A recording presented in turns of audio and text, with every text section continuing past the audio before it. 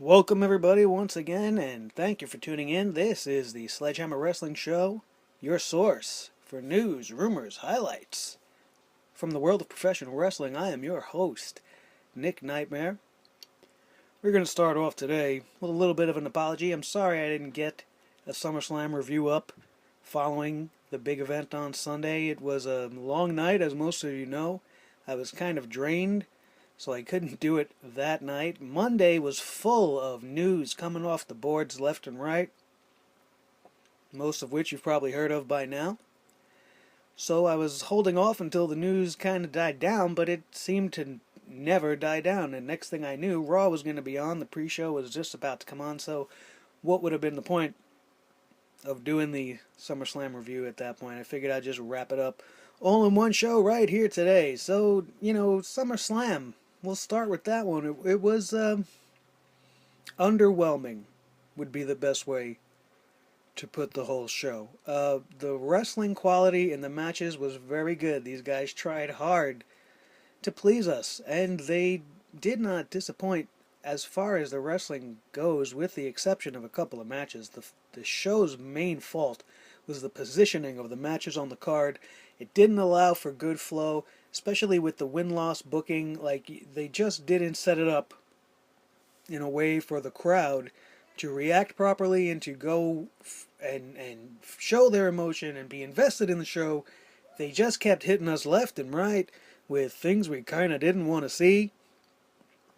For example, we wanted Enzo and Cass to win, but they didn't give us that. We weren't privy to the information on Sasha Banks, so we all assumed she was going to win because we had no reason to believe that they would take the title away from her after a mere 3-week title run. And I believe they didn't even know back then, and that they did this to Sasha to pop the crowd after the brand split to make everybody still believe that anything can happen in the World Wrestling Entertainment. Almost said Federation. But that seemed to be an ill-fated decision, as only 3 weeks later they had to give the title back to Charlotte at SummerSlam, taking the crowd out of it once again. The show did not move well. We had like a 6-minute Intercontinental match, which it seemed nobody cared about in the arena. I didn't care about it. I don't know if they were just lowering the mics, the microphone feed to the show, because the crowd was being hostile and aggressive and very, very loud. Maybe they didn't want that to come across on the broadcast. I don't know. It seemed to me on my couch at home that the crowd was just angry throughout most of the night. The debut of the new title didn't do it any favors. They were extremely boisterous with their opinion on the title. Unfortunately, they didn't even enjoy the match, to my estimation, until it got more towards the end. The crowd did pop when Finn won. They were into it, but every time they showed that belt, a chorus of boos rained down from the sky, and it just did not help the match. It was awkward to viewers at home on the couch. Speaking to a few of my friends that were actually in attendance, they did not feel that way. They feel like the crowd was amazing and everybody was having a good time and there was a lot of fun going on, but we certainly did not hear that on the television broadcast. We only heard what they were loud enough to, I guess, get on the mic, and they were only loud in disapproval, not so much in approval, with the exception of one match, which I can't even believe I'm going to say. The John Cena AJ Styles match stole the SummerSlam show. Really, it did. John Cena put on the best wrestling performance of his life. He did the honors. He made AJ Styles look like gold, man. AJ Styles did the same for him. They made each other look fantastic, and that match was second to none. Second to none. Props to John Cena. I don't give him props much, but that was a great, great match. He put AJ Styles, he single-handedly with that match elevated AJ Styles to another level and made him the new face of the SmackDown Live brand. Whether he's good or bad, he's the man. He's the man now. He beat the face that runs the place, and he's going to run with that, and hopefully AJ's going to be the top heel on SmackDown, being that they really don't have many. the Ziggler Ambrose match was a snoozer. I didn't want to watch it. They didn't give their all, in my opinion. I believe that stems from the fact that they booked the world title match to be like the fourth or fifth match on the card. I don't have my notes here because I didn't really take any positive notes, and I'm not trying to go negative. I'm trying to get through SummerSlam fast because Raw was fantastic last night. Well, at least the first hour, but it was a good show. SummerSlam not so good. We had the Demon Balor go and win the Universal Championship, and it seemed to me, I was very sad. We know now Finn Balor was injured in that match, so that could have lent to the sadness in his face. He knew something was wrong, and that everything they just did might have been for nothing. And the crowd negativity about the title, I think, made him not lift that title up and show his true happiness and allow a true celebration, because these fans just they weren't having it. And I felt bad for Finn Balor. I felt bad for Seth Rollins. They had an extremely entertaining, fantastic match, and it's unfortunate that it got overshadowed by that horrendous, bedazzled red licorice Universal title. That's how I've been describing it, because that's the only way I see it. It's a big piece of red licorice with some gems and stones on top. They put the word Universal where the word heavyweight should be, and that's it. Lack of imagination and lack of creativity. It was terrible, and the match suffered because of it, and there's nobody to blame there but the WWE. Not too much left to discuss that mattered any. I mean, we had the 3-on-3 women's match where we had the debut of Nikki Bella's return, which was fantastic. I'm happy to see Nikki Bella back, but those matches should have been flip-flopped on the card. The women's title match should have been where that match was, and that match should have been second on the card. I think it would have helped both matches tremendously. You would have had more momentum in the crowd. You would have debuted Nikki Bella. It would have been tremendous in Brooklyn. She got a great reaction. She got a good ovation. And the only thing I was confused about is that she joined the heel team for this comeback. So I'm a little concerned about where they're going to put her in the future. I don't know if she's going to overshadow Natalya right away and become the top heel woman on SmackDown and run a program with Becky Lynch for the title. We don't know what their title is going to be. Probably just going to be a blue version of the Women's Championship at the rate things are going. I wouldn't be surprised. Also, at SummerSlam, we saw Brock Lesnar decimate Randy Orton. This was the story, everybody. He may have gotten over-aggressive. He was supposed to bust Randy open. Shane was supposed to come out. Brock didn't go rogue. He didn't lose it. It's not that he doesn't know how to come back from MMA and bounce back and forth between pro wrestling and real fighting. It's not the case. He was told, and Randy knew, he was getting busted open. It was not a blade job. Everybody talking about blade jobs, just stop it. Because if you got hit in the side of the elbow, in the side of the head with an elbow from Brock Lesnar, you might be dead. Randy Orton got 10 staples in his head from catching the point of Brock Lesnar's elbow. That man is stronger than belief. Okay, you will never, ever see anybody as monstrous and powerful as Brock Lesnar. He did this not with intent, but because it was part of the story. It may have been a little overzealous, but that's the nature of the beast. That's what happens. This is pro wrestling. People are going to get hurt. Alright, this is what happens. It's happened throughout history. It's not going to stop happening. So, what happened to Randy Orton happened. He was laying in a literal pool of his own blood. It took the crowd out of it again. It was very awkward. We had no big surprises. Nothing huge to talk about as it pertains to that match, except for the fact that it was stopped for blood loss. Excessive blood loss, which usually is not the case in wrestling. We're not supposed to stop matches for blood, but that really was bad. It was excessive, and there might have been a little more wrestling they were going to do, but they had to put the kibosh on it because there was no way Randy was going to be able to continue in that match. And SummerSlam went off the air after Shane McMahon took an F5 from Brock Lesnar, which I'm sure there'll be ramifications for. And that was the end of the show. A little lackluster, underwhelming. If I missed talking about any of the matches, that were on the card. Like, I'm not even going to discuss the pre-show because it didn't even matter. That was actually more entertaining than most of the matches on the card, the pre-show matches, but they suffered from a lack of crowd. It was only like a third of the way full till about the second match was halfway through, so we're not going to get too much into that. SummerSlam was what it was. We are going to now fast forward to Monday, where we find out that Sasha's taken some time off. It is not a drug-related suspension.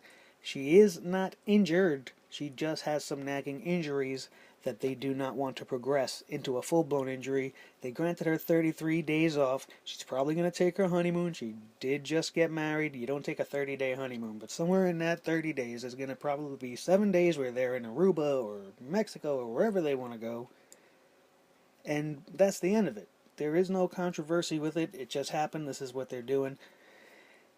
Then we had the news about Finn Balor busting out his shoulder in that power bomb into the guardrail by Seth Rollins.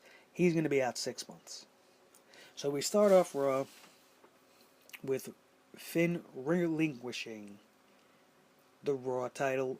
I will not call it the Universal title because I keep getting tongue-tied and calling it anything but Universal.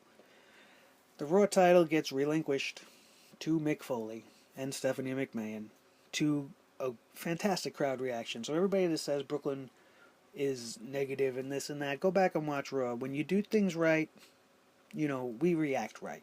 And Finn Balor got a tremendous standing ovation, well deserved, and off he goes into the sunset. Best part of this whole segment was the crisscrossing path of Seth Rollins as he was coming out to try to swindle that title and get it in his hands, and he gave such a smirk and a laugh to Finn Balor like, haha, look at you, go away, this is my time, this is what it's going to be. It was a fantastic segment, and then he comes out and he starts spewing his stuff to Stephanie, like, let's have a celebration, this is my time, just hand me the title, Mick Foley's like, talking to Stephanie, and they look like they're trying to discuss it and this and that, and then all of a sudden Sami Zayn comes out, the place goes ballistic, and I was very, very hyped myself on the couch and anticipating that maybe we're going to get a one-on-one here, and Sami Zayn's going to be our new Raw champion. It just was an amazing moment for Sami, for the company. It was fantastic, but then they ruined it, because everybody started coming out, oh, I want the championship, you take your number one tag team, you take the big one, and put him in the mix, which didn't seem to make sense. Kaz is not ready to be a single superstar. He's got a way to go, and his money, he's going to make his money as part of this tag team. It's the hottest thing going in wrestling. He's my favorite tag team on the main roster. It just doesn't really make sense to try to push that. I mean, he's not bad. He's only got a few moves here and there. It gets a little boring pretty quickly, but I really enjoy Cass and Enzo, and I think I enjoy them more together than if you were to split them apart. I mean, this thing's just getting going. Give it time. They're going to be bigger than the Outlaws. It's going to happen. You just got to give it time. I mean, I don't mind once in a while you throw them in a singles match here and there. You do that with tag teams, and it's fine, but you shouldn't be giving him a world title opportunity at this point. I mean, we all know he's probably not going to win, but be that as it may, they went on and created some matches throughout the night, and the winner of said match would be in a fatal four-way next week, which was another big mistake. I think the crowd was ready right there. They would have got such a reaction for the new champion, and my only train of thought into why they would push it to next week in Houston is because I'm thinking that they might put this thing on Roman Reigns the way they originally planned to, and being in Houston, the Samoan family lives out there. They have history. We all seen 10 Hours to Houston with, that's a special town for these guys. So, I don't think Roman will be that negatively deceived there, and I think that maybe that might be the plan, although, instinctively, I'm thinking they're probably just going to end up putting it on Seth Rollins and going back to that plan, because he never lost the title in the first place, and he's been, They've been trying to give it to these other guys, and it just doesn't seem to be working. So, my true prediction for who's going to be the next world champion is going to be Seth Rollins.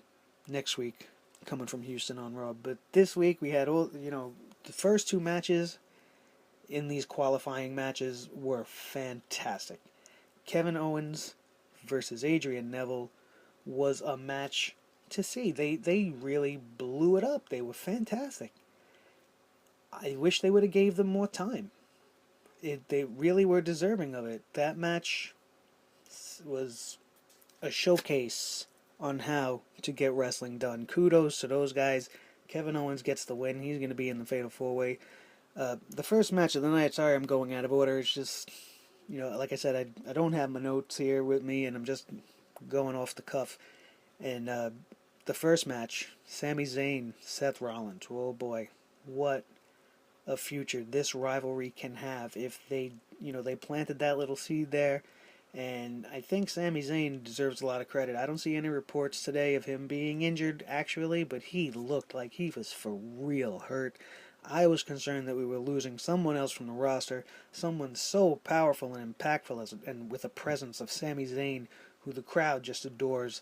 And if he would have won that title last night, if they would have wrapped it up all in one night and Sami Zayn walked away the new champion, that would have been a moment, and Brooklyn would have pretty much like nuclear explosion from within the Barclays Center. It would have been something special, but they gave us a reason to watch next week. They're dangling the carrot in front of us, and they're like, all right, we don't have a champion, come check us out next week, like a little teaser, keeping us interested, although I don't think that was the right way to do so. I think you could have crowned the new champion, started a feud, and then, started to develop and see where it goes and start building your storytelling. But all in all, Raw last night, the first hour, tremendous. Started to go downhill as soon as we saw Titus O'Neil, and he botched about every single sentence he tried to say. We had this useless segment where he hurts Bob Backlund. Darren Young comes out. Nobody cares. Nobody there cared. I don't care. It just is useless. You should have left them as the primetime players, especially now with the news that the Dudleys as a team are being retired. And now we are losing another team in the tag team division on Raw. So it's pretty much just going to be Gallows and Anderson and the New Day, in my estimation, bouncing it back and forth. Because now Owens and Jericho are being thrust in the single spot. Cass and Enzo, maybe they'll build them up finally and get them a few good tag team wins. And maybe at the Clash of Champions we see Enzo and Cass versus Gallows and Anderson for the World Tag Team titles. That would be what I would do. So obviously I like that idea, but we never know with the WWE. The rest of the card, I said, was just, it was okay. It wasn't terrible. We had entertaining segments. Anytime Jericho and Kevin Owens are backstage with Todd Phillips is a fantastic time of my night. They make me laugh so much. I love it. He keeps taking his little handkerchief. Kevin Owens, that is, keeps stealing Todd's handkerchief. They won't call him by the right name. It's kind of old school, the way Jericho used to do everything. He always used to call Michael Cole Mitchell. It's so funny. It's a throwback to what works, and at the same time, it's something new and something fresh, because nobody else is doing things like that anymore. So leave it to Jericho and, of course, Kevin Owens to keep me entertained. I can't turn away when they're on the screen, and that's because Jericho has it. And I love that too. What is he going to get? It. Jericho's fantastic. I love that guy. I've always have. This team with Kevin Owens, I was very high on. I was hoping it was going to go on. But, Kevin Owens may even win this title this Monday on Raw. Who knows? Who knows what they're going to do? I really think they're just going to give it back to Seth and call it a night. But what a swerve that would be if they finally put it on one of these guys from NXT, huh? That would be... Wow. I actually hope more so that's what they do. If they give this thing to Roman Reigns...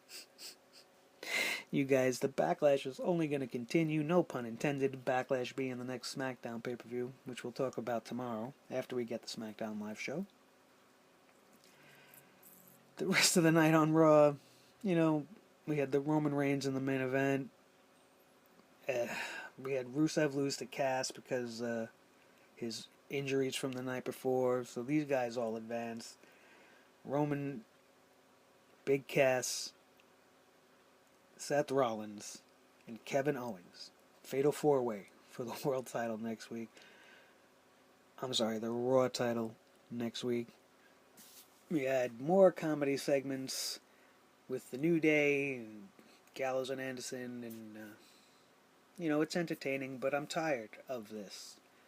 I love the New Day. I am a proponent of the New Day. I spew out the power of positivity. I'm trying to remain that way as I continue to host these shows.